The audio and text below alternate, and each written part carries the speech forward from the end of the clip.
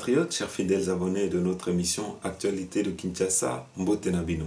Aujourd'hui, nous avons un point principal au Yotokotala Nabino, c'est le verdict, il y a procès Yandeko Vital Kamerhe. Alors, nous avons comme invité un pénaliste qui va nous expliquer pourquoi est-ce que le juge est arrivé à l'intime conviction que M. Vital Kamerhe était coupable. Il va nous expliquer également les erreurs des avocats de M.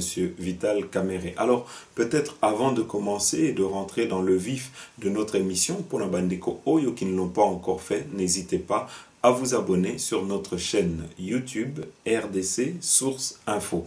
Et surtout, n'oubliez pas d'appuyer sur le bouton notification, ça vous permettra d'être informé en temps et en heure quand une de nos émissions sera mise en ligne. Alors, pour la Bandeko Oyo qui veulent rejoindre les amis de Fachi, vous pouvez toujours nous envoyer vos noms et prénoms sur notre numéro WhatsApp plus 32 479 39 70 39. Toïpsa Kibino, que nous allons accompagner en tout cas la vision du chef de l'État au pays, nous les amis de Fachi, et pour cela nous avons besoin, il y a aide Nabino, nous avons besoin, il y a Kozalana Batu Oyo Bako aider biso Oyo Bako Sunga Biso na vision Oyo Tozanango, il y a Kosunga chef de l'État.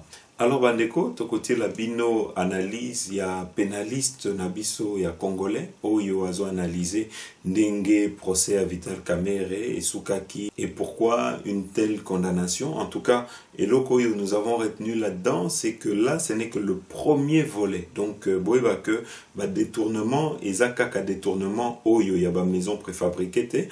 Touti kosilisa volé oyo ya ba maison préfabriquée, tozape na ba procès misusu o ekoya. Il faut que nous avons l'affaire des sauts de moutons, nous avons d'autres dossiers oyo etali ba affaire il y a 100 jours. Alors tokotie la bino maloba ya ndekonabiso avocat Bolanda. On a dit 20 ans par le procureur. Il aurait fallu en fait que ces avocats fassent quoi? Parce qu'ils n'ont rien fait, ils n'ont rien dit. En fait, les avocats, quand le procureur demande une peine, quand toi tu plaides, tu dis tout d'abord, en fait, moi, il dit qu'il n'est pas coupable. Tu plaides le fait qu'il n'est pas coupable, ok? Oui. D'abord, tu soulèves les exceptions de la compétence. Ça, c'est le premier truc. Le deuxième truc, tu demandes au président, tu expliques la version de ton client, comme quoi il n'est pas coupable, ok? Et tu dis au président, mais si jamais vous estimez, vous, le tribunal, qu'il est coupable, tu vois. On détourne le terme qu'on utilise, c'est pas impossible si vous ne devez pas me suivre, tu vois. Parce que le tribunal, il peut faire ce qu'il veut. Oui. C'est pas toi qui vas dire au tribunal de décider. Et on détourne au tribunal, si jamais par impossible vous ne devez pas me suivre, alors voilà les mesures que moi je demande, je plaide la clémence, tu vois, du tribunal, le pardon.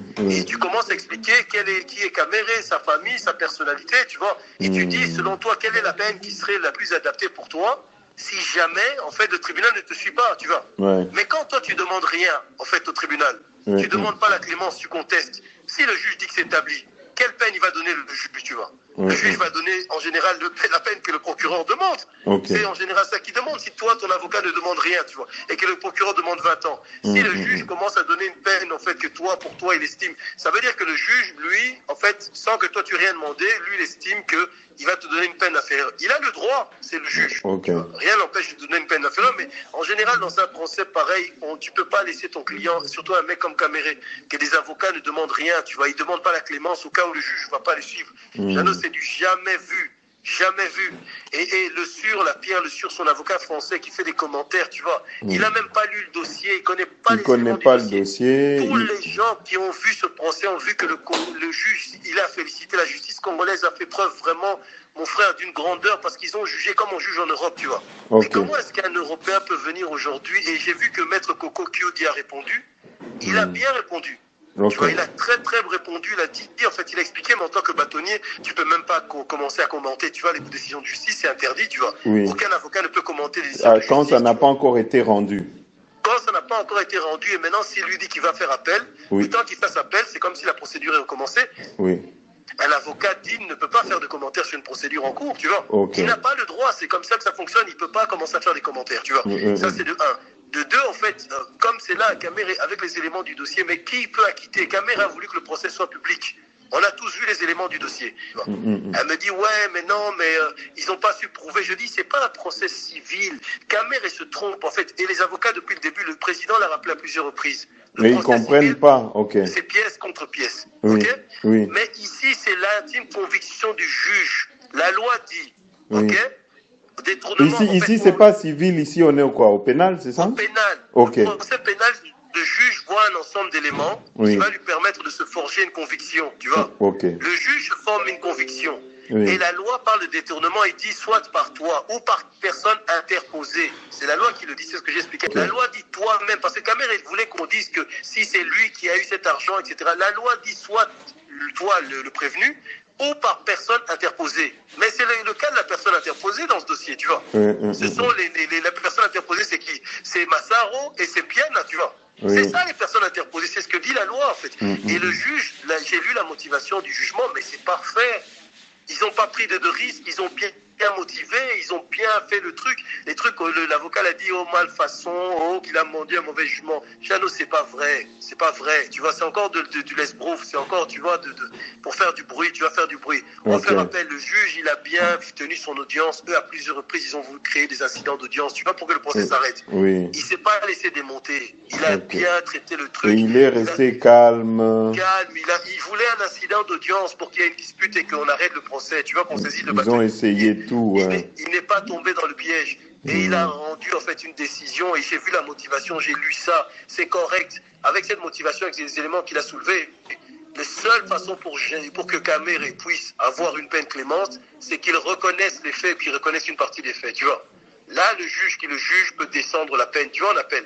Parce que l'appel, ils peuvent confirmer ou ils peuvent monter aussi, tu vois. Mais ils peuvent aussi descendre si jamais tu arrives dans une autre position. C'est ce que moi je fais quand je fais un appel, quand je vois pas que le client a été condamné en première instance d'abîmer au Robic a dit. La seule façon dont je peux te sauver, c'est qu'en appel, on va changer de truc. On va expliquer que maintenant tu reconnais des faits et que voilà, tu demandes la clémence du tribunal, le pardon du peuple congolais, parce que le juge décide toujours, tu vois, au nom du peuple, tu vois. Tu demandes pardon au peuple, tu demandes ceci, et là il y a la clémence. Et maître, là-dedans, parce que ici, il y a quelque chose qui a été souligné que j'ai par exemple, qu'on a par exemple vu avec l'ancien banquier de la Raobank, le PDG de la Raobank. Il n'a ni été cité et pourtant c'était la première personne qui avait été arrêtée.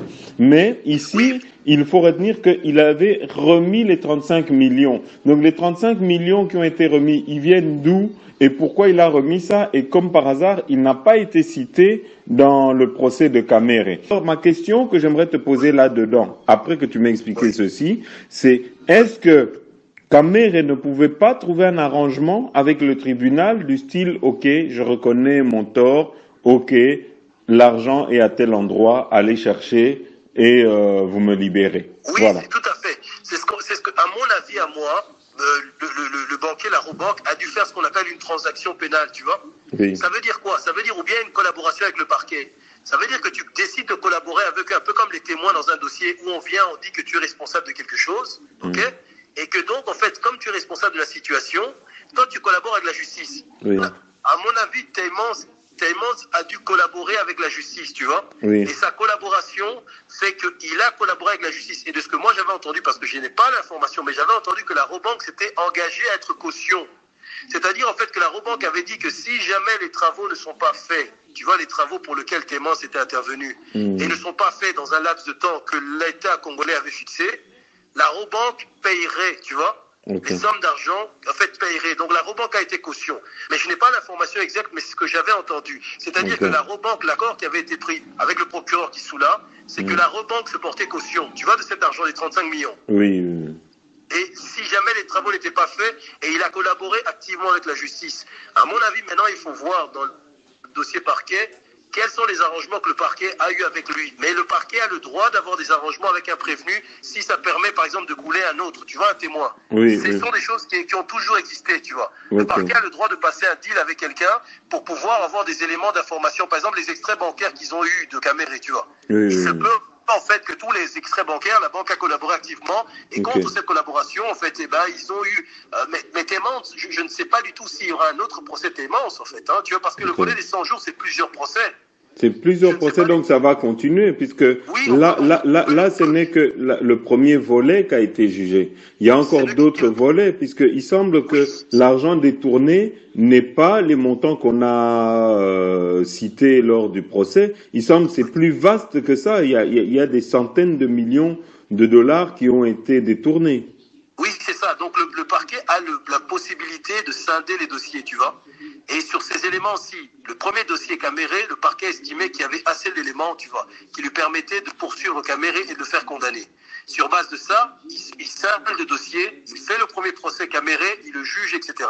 S'il y a d'autres volets dans ce dossier, par exemple, il y a un volet très clair, Monsieur Massaro, tu vois. Massaro est en détention, pas pour cette affaire-ci, mais il y a un autre volet dans ce dossier pour lequel il doit être jugé, tu vois. Ce volet-là, quand Massaro sera jugé, rien n'empêche le parquet de poursuivre Caméré ou de lui demander, parce qu'on ne sait pas pourquoi Massaro va être jugé. Il n'est pas en détention pour ce procès, on ne détient pas quelqu'un, il est en détention pour autre chose.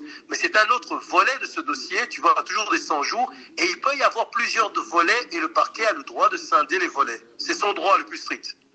À mon avis, à moi, qui dois être immense, en fait, je ne sais pas du tout quels sont les arrangements qu'il a avec le parquet, mais il y a eu certainement des arrangements parce que sinon il devait se retrouver là-bas. Tu as un autre volet, par exemple, en ce moment qui passe des 100 jours, c'est le volet Blattner, tu vois. Blattner aussi est jugé, en fait, tu vois. On ne sait pas quelle sera la condamnation, mais c'est encore un volet de ce dossier des 100 jours, tu vois. Tu as encore un autre volet. Il est jugé actuellement? Oui, Blattner il avait comparé au tribunal de la Gombe. Donc je ne sais pas si parce que c'est pas retransmis en public, je ne sais pas s'ils sont posés, reportés. Oui. Et tu as aussi un autre volet, le volet phonaire, avec Fulgens, etc. Tu vois. Oui, Bamarosa.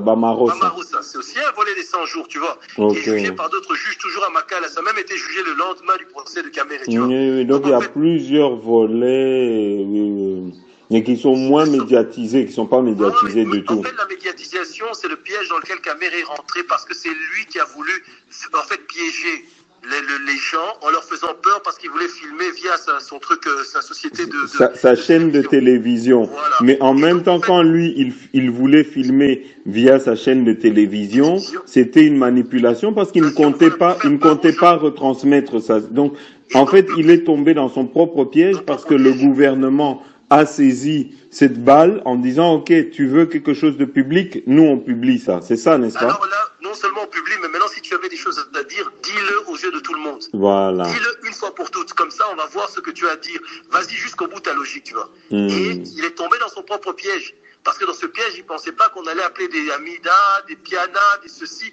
Il pensait pas, tu vois, il pensait que ça n'allait pas aller jusque-là. Et ça allait jusque-là. Et le problème de Caméré, c'est que ses avocats ne lui ont pas expliqué la différence du procès pénal et du procès civil. C'est pour ça qu'à chaque fois, le président, très habile et très, très bon président, rappelait, il disait, mais faites les choses selon les règles de l'art. Faites des choses selon les règles de l'art. Il a répété ça 10 fois. Quand un président te dit à des avocats, faites des choses selon les règles de l'art, c'est honteux, tu vois, pour toi. Ça veut dire que tu fais n'importe quoi. Il n'a pas arrêté. Et dans ce procès, tu as le professeur, là, tu vois, qui avait plaidé pour la partie civile.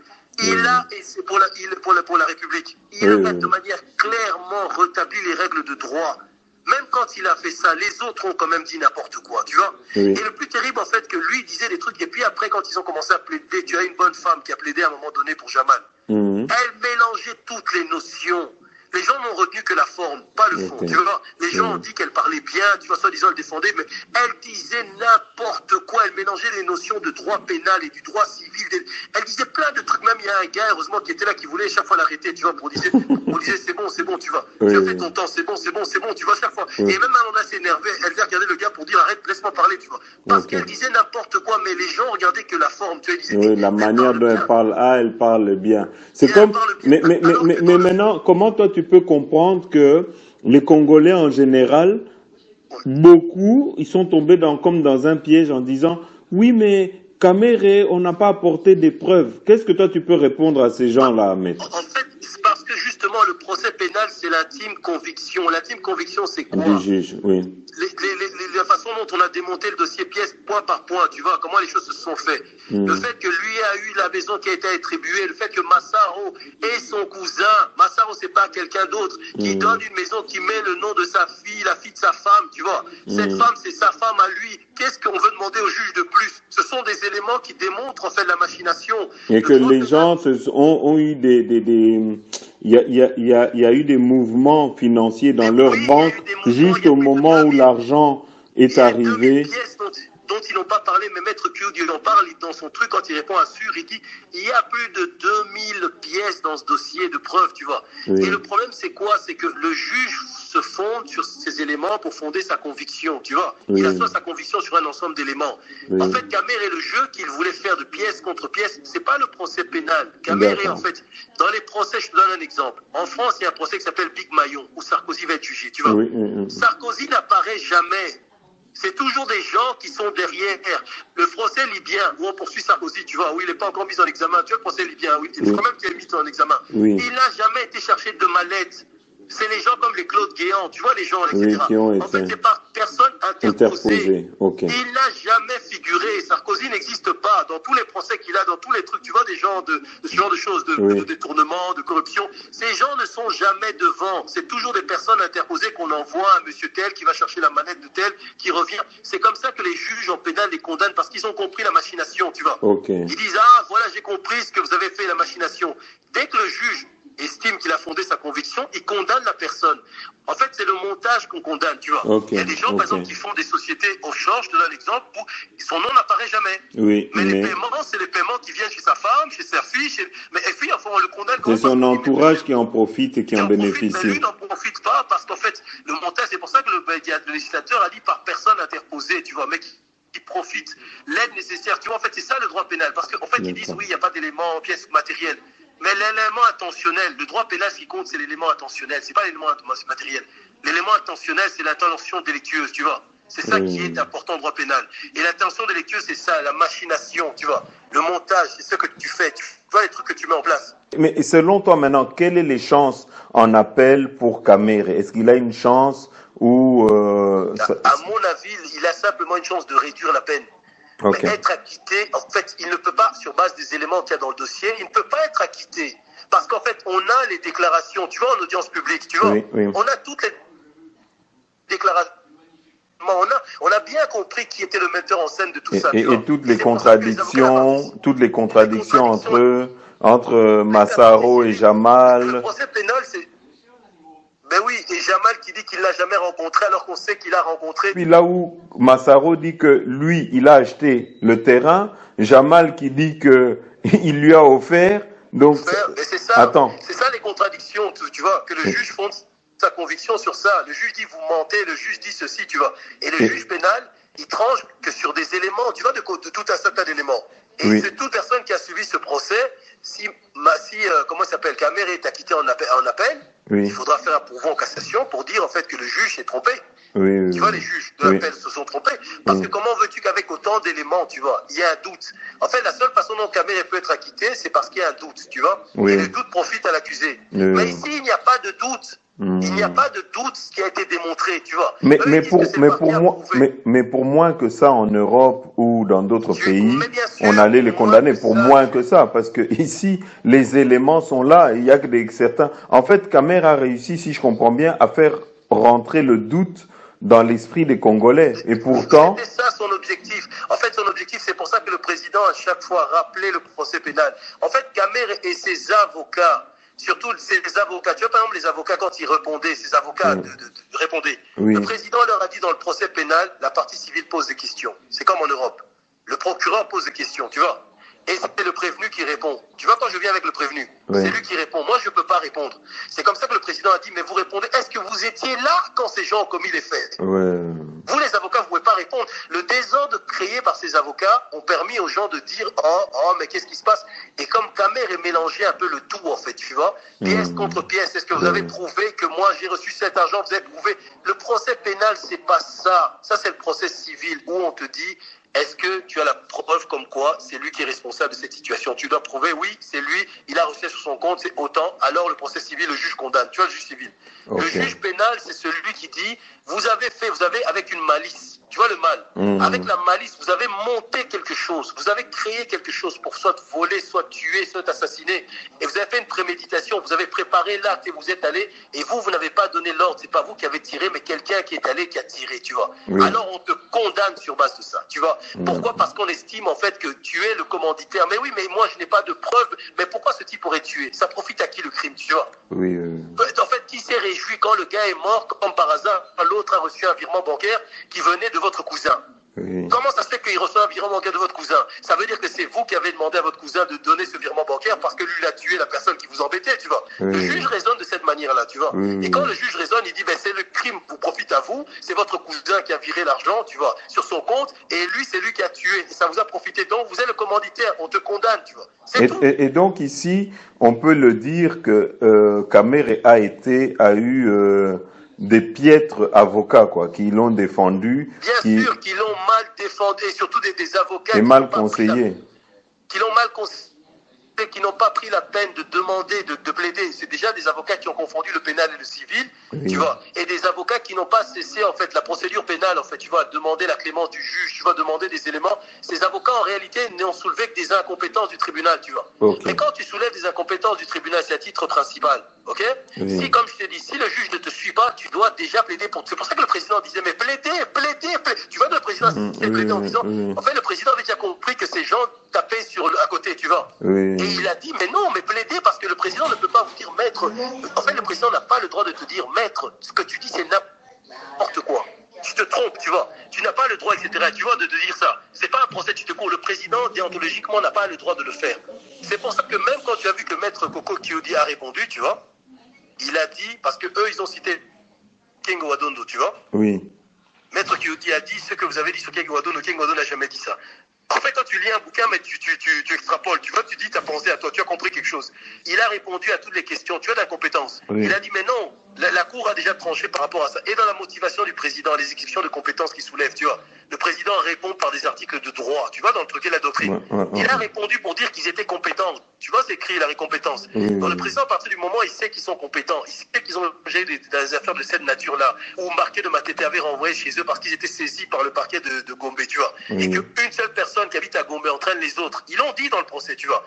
À partir de ce moment-là, le président sait que les avocats disent n'importe quoi. C'est pour ça qu'il dit plaider. Tu vois, il assiste pour qu'il ne laisse pas Kamere mourir. Eux, ils continuent à faire les babababa, et puis à la fin, qu'est-ce qu'ils vont dire? Donc, en fait, le juge tendait même une perche à ses avocats, mais eux, ils persistaient dans leur logique de... Dans leur nullicisme, dans leur nullité, en fait, ils n'arrêtaient pas, tu vois, en fait, le président disait, bon, écoutez, oui, j'ai entendu ce que vous avez dit, mais continuez, plaidez. Qu'est-ce que, donc, le président tendait une perche en disant qu'on plaidait parce qu'il voyait bien que ces gens disaient, tu vois, ils s'étaient trompés. Oui. Et au lieu de plaider, qu'est-ce qu'ils ont fait? Ils se sont bornés à continuer, à blablater, à ceci, etc., et tout. Et après avoir plaidé pour l'incompétence, ils ont commencé à contester, tu vois, les faits, qu'il n'était pas coupable, tu vois. Ouais. Ok, très bien. Un avocat, moi quand j'avais commencé mon barreau au début de ma carrière, j'avais les clients, je disais au président, il est pas coupable, et puis je partais, tu vois. Quand le président disait qu'il était coupable, le type prenait 2 ans, 3 ans de prison, tu vois. Ok. Et moi j'allais en appel, et après j'avais compris qu'en appel, je dis, mais il faut que tu demandes quelque chose de subsidiaire. Oui. Si le président ne te suit pas, qu'est-ce que tu vas demander pour ton client, tu vois? Oui. Parce que si toi tu demanderais au président, le président ne peut pas donner une peine, lui. Le président ne peut pas décider de donner une peine, il ne peut pas lui dire, voilà, le gars ne m'a rien demandé comme peine et moi je décide, je donne telle peine, tu vois. Non, c'est toi qui dois plaider, tu vois. Si tu demandes rien, le président ne te donne rien. Okay. Là, le parquet a demandé une peine, on a donné au parquet la peine qu'ils ont demandé, tu vois. Okay. Ils ont donné tout ce que le parquet avait demandé, ils ont donné, mais c'est parce que les avocats n'ont rien demandé. Voilà Bandeko, avant de terminer notre émission, pour la Bandeko Oyo qui veulent rejoindre les amis de Fachi, Nengeto Ipsaki Bino, vous pouvez toujours nous envoyer un message sur notre numéro WhatsApp. Ne nous appelez pas, envoyez-nous juste un message avec vos noms et prénoms et nous allons vous rentrer dans le groupe des amis de Fachi. Soki oza mutomoko oyo lingiko sungambo kanayo, olingiko accompagner Vision et un chef de l'État, olingiko rejoindre Bisso parce que c'est ensemble qu'on est plus fort, parce que c'est ensemble qu'on pourra aller plus loin. Mutumoko akendaka mbangu mais bato ebele bakendaka musika. En tout cas, vous pouvez nous envoyer un message sur notre numéro +32 479 39 70 39. Nous avons plusieurs projets au Yotorotia en place dans les jours à venir à Kinshasa et un peu partout dans les provinces Yamboka na Biso, et donc sentez-vous à l'aise de venir nous rejoindre pour cette grande aventure au Yotolingi Tome Manakati Yamboka na Biso. Merci à Bandeko Nyosotu Oyo Bolandaki émission Oyo. À très bientôt. Le Congo doit changer parce que vous avez un beau pays, un pays très puissant, un pays qui peut jouer un rôle énorme au sein de l'Afrique et du monde. Et je vous fais le serment que d'ici la fin de mon mandat, vous allez voir un Congo nouveau, un Congo fort, un Congo puissant et prospère, un Congo qui va parler de l'Afrique à travers le monde entier. Namushukuru Mungu anayotupa raisi ana hekima. Namushukuru Mungu anayotupa raisi anapenda nchi lake. Namushukuru Mungu anayotupa raisi anapenda Kongo isonge mbele. Felix yo yo yo, Felix Felix Felix Chilombo yo yo yo, Felix yo yo yo yo yo yo. Tshisekedi, raisi wa Kongo. Felix Tshisekedi, raisi wa Kongo. Felix Tshisekedi, raisi wa Kongo. Yo yo yo yo. Tulisubiri sana kwa kuona watu wasome kwa bure. Leo sio ndoto na watu wanasoma kwa bure. Hata sisi tulishamaliza shule, tunawaza tena turudi shule. Felix Zambia kuna me yo yo yo. Sabula inavya kwa Yehova leza muyape mtumu ya kulonga. Haleluya. Bakongo bose imanyina ikuri kutukisha koleza. Waliokupenda ni wengi, tena kuna wengi wanakuchukia. Mtoto wa simba ni simba. Baba chapa kazi, usifati kusema kwa watu. Wewe chapa kazi na kazi itakusemea. Wewe chapa kazi. Felix ayo yo yo yo. Felix raisi mzuri sana. Ana uchaguzi wa makabila na wapenda nini wote. Tueni kwake tujenge nchi kwa umoja. Oh yafati chapa kazi Chilombo. Oh yafati sifati kusema kwa watu. Oh yafati chapa kazi Chilombo. Oh yafati sifati kusema kwa watu. Usione leo mimi nakuona kesho. Chapa kazi Chilombo. Kongo yetu mimi siuone leo. Sifati kusema kwa watu. Na Kongo hii mimi naiona kesho. Kisi itameremeta. Oh yafati sifati kusema kwa watu. Oh yafati oh yafati oh yafati chapa kazi sifati kusema kwa watu. Oh yafati oh yafati oh yafati chapa kazi sifati kusema kwa watu. Ukisaidie watu na usichunge asante. Chapa kazi sifati kusema kwa watu. Ukichunge asante utachunga sana. Chapa kazi sifati kusema kwa watu. Chapa kazi baba. Chapa kazi sifati kusema kwa watu. Wala wayakubaliwa na muda wao. Chapa kazi sifati kusema kwa watu. Chapa kazi usifati kusema kwa watu. Sifati kusema kwa watu. Kongo hii tunakukabidhi mikononi ni mwako. Yafati tunataka Kongo imeremete na wengi watamanie Kongo. Pamoja na Yafati itafanyikwa, tumupe muda. O Yafati chapa kazi sifati kusema kwa watu.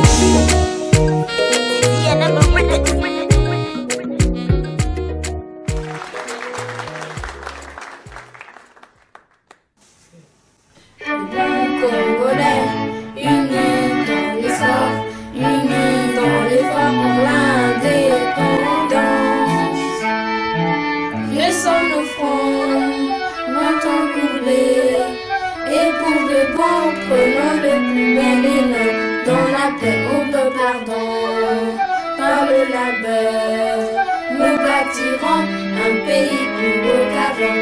Dans la paix, citoyens, entonnez l'hymne sacré de votre solidarité. Fièrement, saluez l'emblème d'or de votre souveraineté. Congo, ton béni. Congo, des aïeux Congo, au pays Congo, bien-aimé Congo, nous peuplerons ton sol et nous assurerons ta grandeur. 30 juin au doux soleil, 30 juin dit 30 juin, ton secret soit le témoin, jour sacré de l'immortel, serment de